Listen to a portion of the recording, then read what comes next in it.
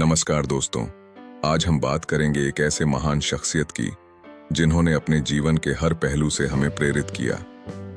हम बात कर रहे हैं रतन नवल टाटा की। रतन टाटा का नाम भारतीय उद्योग जगत में एक ऐसे व्यक्ति के रूप में लिया जाता है जिन्होंने न सिर्फ टाटा समूह को ऊंचाइयों पर पहुंचाया, बल्कि समाज सेवा के क्षेत्र में भी अपनी अमिट छाप छोड़ी। रतन टाटा का जन्म 28 दिसंबर 1937 को मुंबई में हुआ था। वे एक अमीर और प्रतिष्ठित परिवार में जन्मे थे, लेकिन उनका बचपन उतना आसान नहीं था। जब वे सिर्फ 10 साल के थे, उनके माता पिता का तलाक हो गया, जिसके बाद उनकी परवरिश उनकी दादी नवाज़बाई टाटा ने की।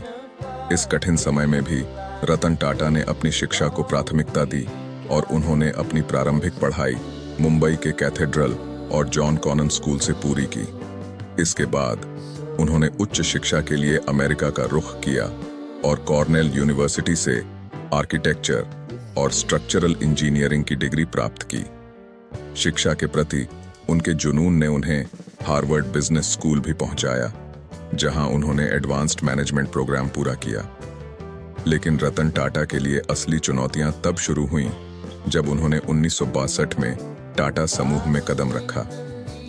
रतन टाटा ने टाटा समूह में अपने करियर की शुरुआत बहुत ही साधारण तरीके से की। उन्होंने अपने शुरुआती दिनों में टाटा स्टील के शॉप फ्लोर पर काम किया, जहां वे मजदूरों के साथ मिलकर काम करते थे। इससे उन्हें व्यवसाय की जमीनी सच्चाइयों को समझने में मदद मिली। वे हमेशा मानते थे कि एक सच्चा लीडर वही है जो अपने टीम के साथ हर स्थिति में खड़ा रहे, और यहीं से उनका लीडरशिप का सफर शुरू हुआ। 1991 में रतन टाटा को टाटा समूह का चेयरमैन बनाया गया। उनके नेतृत्व में टाटा समूह ने अभूतपूर्व विकास किया और कई नए क्षेत्रों में अपने कदम बढ़ाए। रतन टाटा ने Tata Motors, Tata Consultancy Services, Tata Teleservices और टाटा स्टील को वैश्विक स्तर पर पहचान दिलाई। उनके नेतृत्व में टाटा समूह ने कई विदेशी कंपनियों का अधिग्रहण किया, जिनमें जगुआर और लैंड रोवर जैसी प्रतिष्ठित कंपनियां भी शामिल थीं। रतन टाटा का सबसे बड़ा सपना था एक ऐसी कार बनाना जिसे हर भारतीय अफोर्ड कर सके। इस सपने को साकार करते हुए उन्होंने 1998 में टाटा इंडिका और फिर 2008 में दुनिया की सबसे सस्ती कार टाटा नैनो लॉन्च की। यह कदम भारतीय ऑटोमोबाइल इंडस्ट्री के लिए एक मील का पत्थर साबित हुआ। लेकिन रतन टाटा की महानता सिर्फ उनके व्यावसायिक फैसलों तक ही सीमित नहीं थी। वे समाज सेवा के लिए भी जाने जाते थे। टाटा ट्रस्ट के माध्यम से उन्होंने शिक्षा, स्वास्थ्य और ग्रामीण विकास के क्षेत्रों में भी बड़ा योगदान दिया। उन्होंने कई अस्पताल, स्कूल और सामाजिक संस्थाएं स्थापित कीं ताकि समाज के कमजोर वर्गों को मदद मिल सके। हाल ही में देश ने अपने इस महान नेता को खो दिया।